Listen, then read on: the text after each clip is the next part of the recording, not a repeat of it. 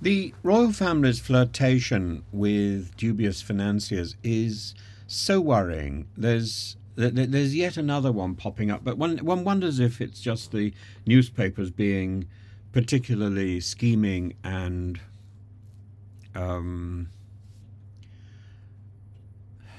sort of stirring up the filth from the bottom of the pond.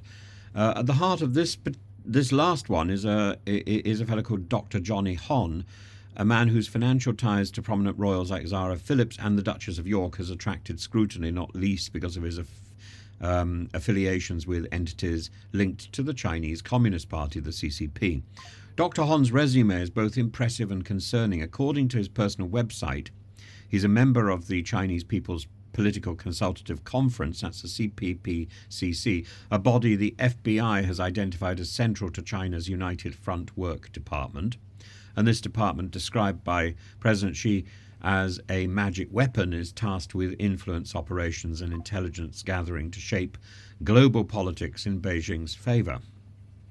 Hon's alleged ties to the UFWD raise uncomfortable questions about how much such figures have become entwined with British high society.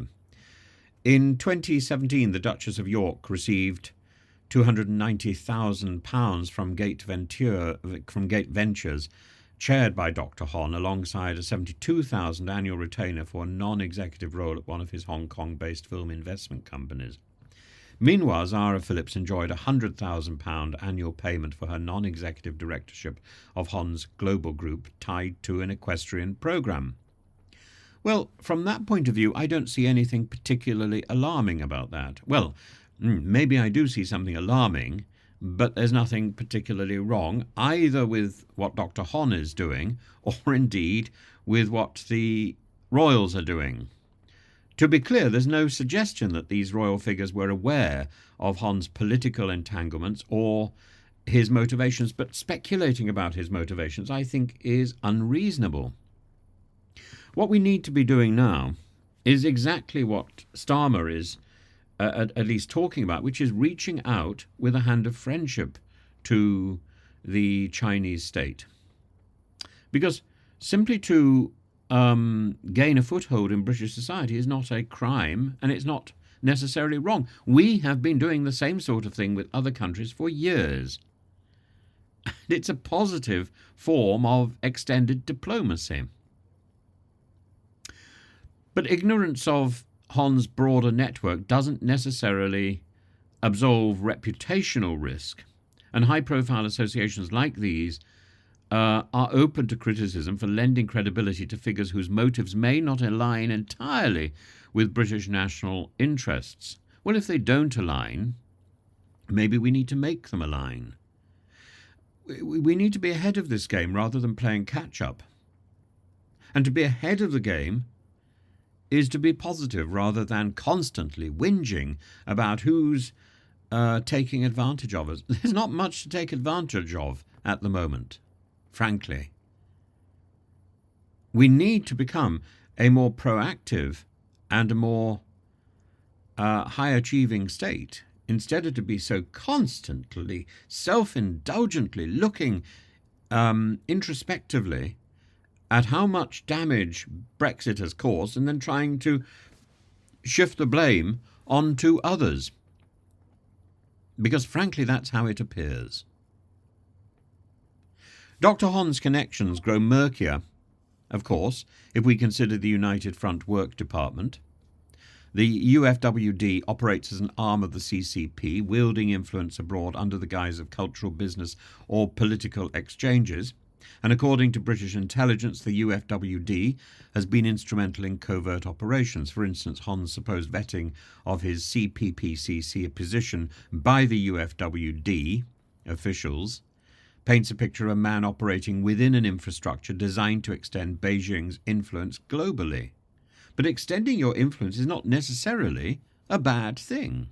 More than that, almost anybody with any political or authoritarian clout from China has links to the CCP.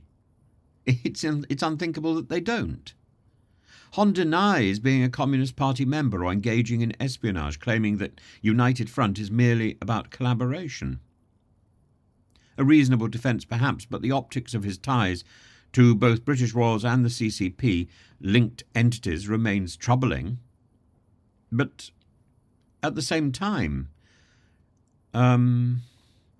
it seems extraordinary that we're expecting Chinese players in this global game to distance themselves from their own organizations and their own power base. The intrigue doesn't stop with Dr. Hon. Consider Yang Tengbo, of course, the other Chinese national linked to the Duke of York. Yang, accused by British officials of covert activity on behalf of the UFWD, has maintained his influence, as he should. What has he actually done? Nobody has said anything. But the overlapping networks connecting Yang, Hon and the royals deepen the impression of British institutions being drawn into a much bigger global power game. And why does this matter? These associations feed narratives of complacency. This isn't about China. This is about the British officials who seem to want to make a quick buck and seem to be only too willing to take money when it's offered and to be complicit at the highest levels of British society. That is the problem. The target should not, when we are looking at these issues, we shouldn't be looking and wagging our finger at the Chinese officials or the Chinese players in this game. We should be wagging our finger at the British royals and the prime ministers who have put themselves in a position where they are complicit or compromised. The royal family is a soft power asset. Their influence is symbolic but far-reaching. And when individuals like Dr. Hon gain proximity, questions should arise not just about royal judgment but also about national security and appropriate behaviour, appropriate connections. This isn't the first time the monarchy has flirted with problematic figures. From the Cash for Honours scandal to the recent revelations about the Duke of York's friendships, the institution repeatedly risks undermining its own credibility because of its associations. As China leverages financial ties and influence and influence with the networks that it engages in to shape the global order, Britain must scrutinise its vulnerabilities and must see, how does it want to contribute to this growing and changing global order? The royals are not politicians, but their associations can still reverberate politically. And perhaps the lesson here is simple.